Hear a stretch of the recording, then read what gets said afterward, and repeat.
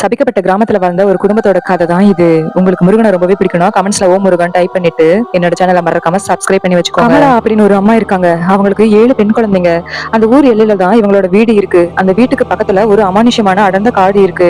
கமலாவோட பிள்ளைங்க ஒவ்வொரு தை மாசமும் அமாவாசை அன்னைக்கு நோய்வாய்ப்பட்டு இறந்து போயிடுறாங்க.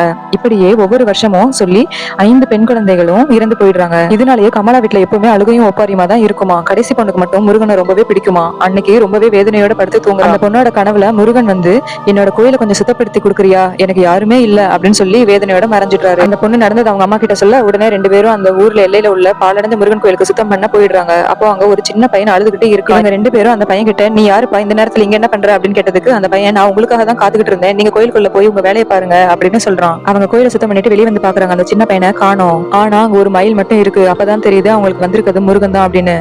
அன்னையில இருந்து முருகனுக்கு அவங்க தினமும் பூஜை பண்ணி மிச்சம் இருக்க 2 குழந்தைங்களையும் காப்பாத்திடுறாங்க.